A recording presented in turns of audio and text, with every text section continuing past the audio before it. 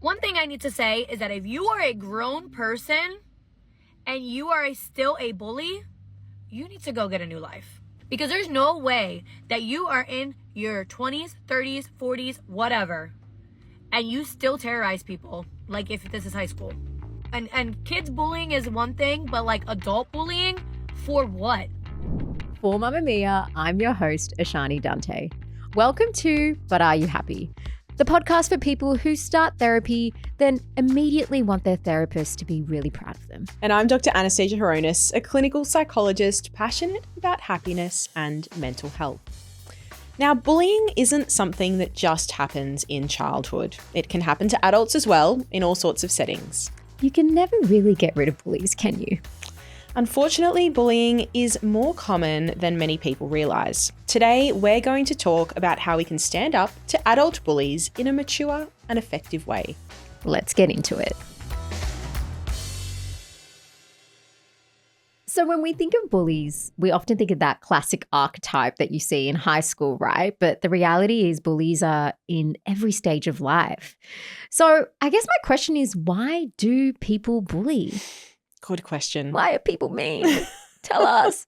There can be lots of different reasons, right? So one reason might be that a person wants to establish power, control, or dominance over someone else or a group of people. So I know we're talking about adult bullies and bullying, but if we use a sort of childhood example, imagine the sort of new kid that starts at a new school and they're immediately quite mean and bully some of the other students. They want to establish their place in the pecking order, so to speak. So it really can be about trying to find status and assert dominance in those situations. It's really interesting that you're talking about essentially social hierarchy, and it's like, oh, the meaner you are, the more power and respect you have, but it's also that's not actually the case. It's like this false idea of power, right? Well, it's power and respect as a result of people fearing you rather than sort of truly respecting you for your values and your morals. Exactly. And I think, this notion of control, status, power,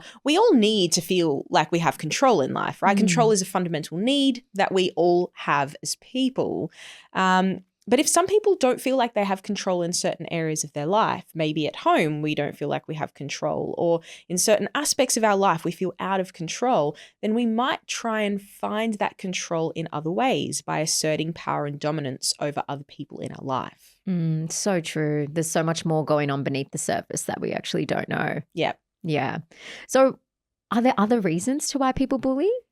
Well, I guess hand in hand with this sense of power and control, we often see that people who bully might have low self-esteem and kind of low self-worth, negative thoughts and feelings about themselves. And typically if someone has low self-esteem, they might do one of two things. So they might try and put themselves above other people, or they might sort of undermine other people. So this might be sort of big noting themselves, talking about how great they are, or it might be trying to put other people down so that they can feel better about themselves. So with bullying, we see that these bullies might be quite mean and critical towards other people as a way to make themselves feel better about themselves. And this isn't too far removed from that kind of need for power and control, right? If I need to assert power and control over someone else, obviously I don't feel good about something either within myself or within my life. So they sort of go hand in hand. It essentially kind of feels like bullies are putting on a bit of a mask, right? Like in a way of coping with what's actually going on beneath the surface too. Yes. And I guess beyond that, we of course have sort of a category of people who maybe have those very cold, callous traits, where we're sort of now looking along a line of maybe psychopathy, right? Where people are really just sort of mean because they lack empathy. Right. But that's probably a smaller portion of the percentage of people who bully others compared to those who have these feelings around low self-worth and a desire for control and power. So who tends to be the target of bullies? Unfortunately, people who might display, I want to say weakness to the bullies, but not weakness in terms of how you or I would describe weakness. People who maybe have a softness to them, people who are maybe more passive in nature, people who are less likely to fight back to a bully, but also people who perhaps take on some sort of minority status by way of who they are, or people who are quote unquote troublemakers. There may be someone who might be a risk of stirring the pot, and the person who's the bully doesn't want that person to kind of rise up or speak up. Ooh. So they will bully them to sort of keep them in their place. That's a really interesting subgroup, because I thought a lot of the time it would be more of the vulnerable minority groups, but also thinking about that other archetype around someone that is going to speak up. It's seen as a threat, right? Yes. And again, on both sides, right? Someone who is maybe passive and doesn't fight back could be a target. Yeah. But on the flip side, someone who does react, often when we talk about kids and we coach kids who are being bullied, one of the key things we sort of say to them is try not to react, just walk away from the bully, because it sometimes is that rise and that reaction that actually fuels the person who is bullying to do it even more. When we think of bullying, we think of it playing out in school, workplaces, maybe even community groups, but there's also online bullying and often it can be even more brutal, right? Totally. Yeah. I think in many ways it can be more brutal and more damaging and more far-reaching, right? Like if we think about online bullying, so many more people have access to us online than in our day-to-day life. If I go to school and I get bullied, I may be bullied by, some of the 30 kids that are in my class, or the 100 kids that are in my year, or even 1,000 kids that are in the school.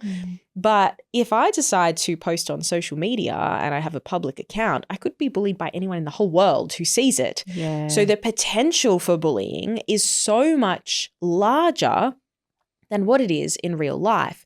And on top of that, the potential for the bullying to sort of go viral or to spread is also so much greater than it is in real life.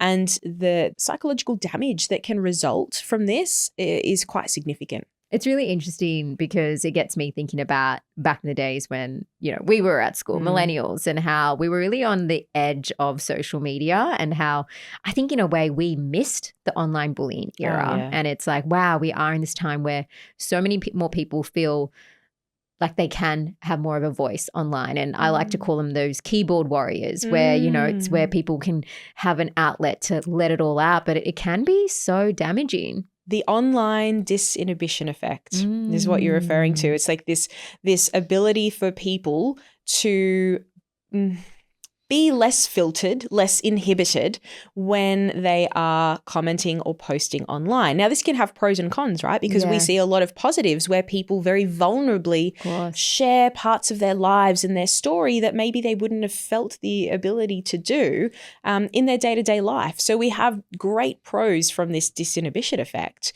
But the con is that we see more people being mean and cruel and trolling people where they wouldn't necessarily do that in real life. There's this sense of anonymity. I can act online without consequences and I can be somewhat anonymous. I can go on that celebrity's profile and write a really mean comment about how they look. And I feel a little bit invisible because I'm just one of thousands of people maybe commenting on that post. So there's this anonymity or feeling of anonymity with commenting online, but it's not to say that the person on the other end is still not receiving that and feeling the impact of it. And it gets me thinking about, being on the receiving end of bullying, right? Like the impact is massive. Like what are the consequences for someone who has been bullied? They can be very far-reaching, both psychologically but also physically. We know the body and the mind are connected, right? So the main thing that we often see is this internalization of the bully's voice, particularly if someone has been exposed to repeated patterns of bullying. They may unfortunately start to internalize some of those real negative messages that they've heard from the bullies. We may see that there's greater feelings of hopelessness and helplessness. We might notice that there's greater sadness or greater anxiety. Maybe they're now worried about going to the workplace or going out in a social group or posting online if the bullying's happening online. So we see an anxiety and potential avoidance that can come with that. But in addition to that, Physically, we know that the more stress we experience, the more we activate cortisol in our body, which is the stress hormone. And prolonged cortisol activation can lead to all sorts of physical health difficulties for us. We see sleep disturbances for people who've experienced bullying, chronic headaches, all these sorts of physical impacts as well. Wow. Yeah, it really is mental and physical impacts, isn't it? Yeah. We'd all like to say that, when we see bullying in the workplace or in circles that you're in, that you want to intervene, but sometimes it can be hard to even take that first step, right? It can be. Yeah. It absolutely can be. And I think we would ideally all like to think that we would intervene if we saw someone struggling or if they were being bullied. And I think if I went around and asked lots of people, would you intervene if you saw someone being bullied? Most people would say yes. And hopefully that is true. But there is also something called the bystander effect. And this explains why sometimes we might see someone in need, but we don't necessarily act. So the bystander effect is this idea where when we see someone who is a victim to something and we're in some sort of social group, we might actually not act to help that person. So there's this sense of what we refer to as diffusion of responsibility. So this essentially means that I think someone else will have done something. I won't call the ambulance if I see the accident because surely someone else driving by has called the ambulance or the police already. I won't intervene because surely someone else has already done it. So it's this diffusion of responsibility. But there's also something called pluralistic ignorance. So it's this idea that we look to other people to assess the severity of a situation. So again, if I see the car accident but no one else is doing anything, I can think, oh, well, it mustn't be that bad. If no one else is intervening, if no one else is stopping to help, if no one else is calling the ambulance, it mustn't be that bad, right? And this applies to bullying. If we see someone being bullied or we know of someone being bullied, but no one else is kind of doing anything about it, we think, well, maybe it's actually not that bad. Maybe I would be overreacting if I were to step in and do something. The third kind of feature here is the fear of social judgment. If I am the only person who steps out and does something, I might worry that other people judge me and think I'm overreacting. And this bystander effect, the term has been coined based on a famous case, actually, of a lady called Kitty. And she was living in New York. She was coming home one evening. And she was actually quite viciously assaulted outside of her house and she died. Wow. And what happened is that very few to no people actually contacted emergency services, even though there were reports of them hearing that there was something happening outside.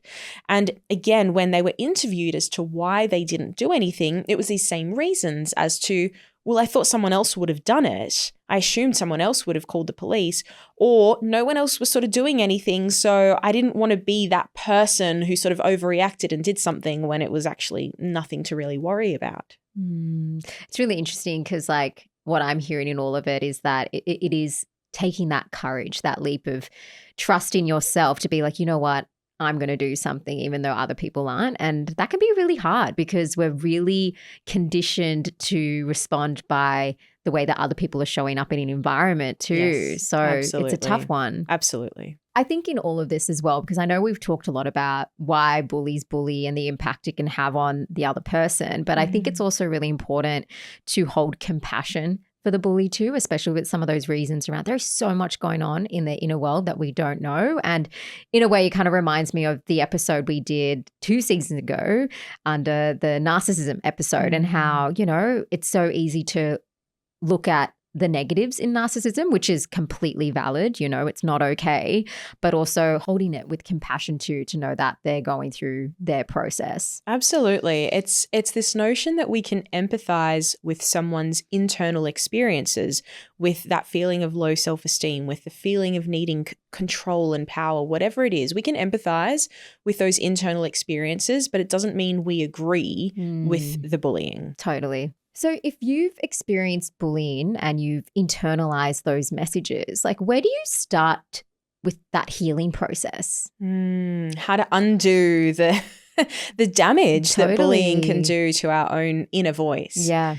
First part is always becoming aware of what thoughts are mine and what thoughts are actually the voice of the bully.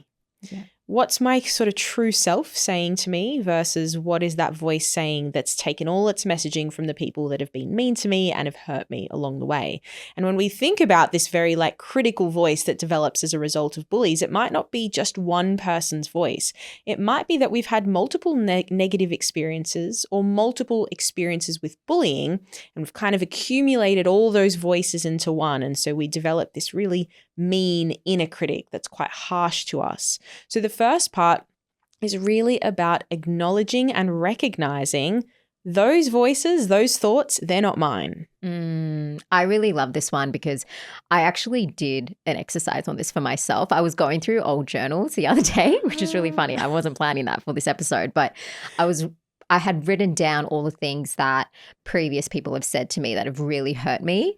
And then I actually rewrote, like I reframed those sentences. So it's like, blah, blah said this, now I say this. And it was just a really nice way to literally reclaim my voice because I had given that other person's voice so much power over me and it was my truth. And it took time, right? Like it's not something you're just going to believe over time, but you're setting that intention. Yes, absolutely. I love the reframe, right? Once you can acknowledge that this is what someone else has said to me, you know, this is the comment they made. How can I reframe this in a way that's going to be more empowering and impactful for me to work with? I love that you did that. I love that you went through your old journals. I know. As well. I just randomly looked it up. I'm like, oh, I used to say that. Yeah, and it's a process, right? Changing that kind of inner voice that might develop as a result of bullies is not going to happen overnight, but it is it's a process, and it takes practicing reframing those thoughts. I also really encourage people to think about the internal qualities that they have that they see as strengths for themselves, right? So we can get into the tug of war with what that bully said and what they didn't say and how true or untrue it was. But if people can start to reflect on what internal qualities they have, and I say internal qualities because no one can take those away from us. You know, if we lose a job, if we lose a relationship, if we lose a friendship, those things can sort of end, but no one can take away my own personal internal qualities that I feel are really valuable. So actually reflecting on those and building that self-compassionate voice that's really kind, but also really wise and can recognize the personal strengths that we have. So these are things like recognizing your own kindness, the fact that you're caring, the fact that you might be empathetic, the fact that you might be a really great problem solver, the fact that you might be a really creative spirit. Whatever it is, these internal qualities you have, no one can take them from you. No bully can take those from you. So leaning into those qualities. So do you suggest anything for the bully, like for them to start their healing process, or can they just not be helped? Oh, they can be helped. Absolutely. Yeah. And, you know, I think people often know when they've been unkind to others. Really?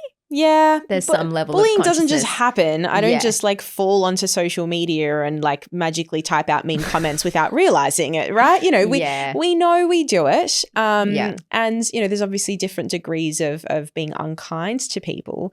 But people who are unkind know when they're doing it a lot of the time. And if it's an accident, they're usually pretty open and willing to receive feedback.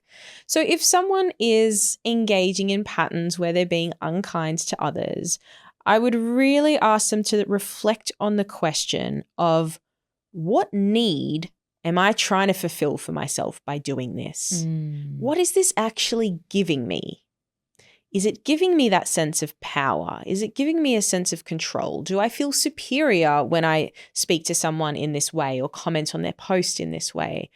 Do I feel better about myself? Do I feel like I'm kind of top dog if I do that? What need is that filling within you? If you can identify that, then you can find healthier ways to fulfill that same need. We've reached that time in our episode where we answer a question or dilemma from one of you, our But Are You Happy listeners. Anastasia, this one comes from an anonymous source. I never thought bullying would be something I'd have to deal with as an adult, but here I am. There's someone at work who constantly is putting me down, whether it's snide comments in meetings, undermining my ideas, or just general coldness that makes me dread going in. I try to brush it off, but it's wearing me down. Sometimes I question if I'm being too sensitive or if I'm just imagining things, but then it happens again. I don't want to cause drama or make things worse, but I also don't want to keep feeling this way. I'm stuck between wanting to stand up for myself and fearing it might backfire. How do you deal with someone who's bullying you when you're an adult, especially at work? Oh, it's so hard. Bullying in the workplace, because you can't, you go to work to make a living, right? You can't avoid that. Yeah. I actually feel like for me, this is the hardest listener question that's come through so far, because it really is tricky when you're talking about this balance of maintaining your job, because as you said, people need to work, versus feeling comfortable in the workplace and feeling safe in the workplace. And by the sounds of it, this anonymous listener isn't feeling safe emotionally safe in their workplace. I think there's something to be said for a kind of standard approach of considering having a conversation with this person.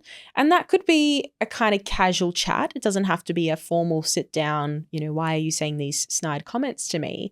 But more of a kind of casual, like, hey, just wanted to check in. How are you going? How do you feel like we're working together? Is there anything we should do different? Is there anything we should keep doing that we feel like is really working in terms of our working relationship? So you can kind of frame it to be about work, but really you're sort of opening up a broader conversation. But on the flip side, and I know it's not the fault of our anonymous listener, but I think there is sometimes something to be said for trying to detach from a situation where we can't actually change things. I mean, if you get to a point where you think this workplace is not for me, I've reported it to HR, I've tried to go through all the necessary steps, nothing is changing, then you might want to consider, is this the right place for me to be? But we hope it doesn't get to that point. And so this is where I encourage some degree of detachment. This person being cold, saying snide remarks, says more about them than it does you. So I can true. assure you that. If someone is coming to the workplace and taking out their anger and frustration and emotions on you, it's probably not about you. So if that helps, going into the office, holding in mind that the coldness or the comments are actually not a reflection of you, or maybe how that person even feels about you, but more about how they feel about themselves and how they're dealing with their own internal struggles.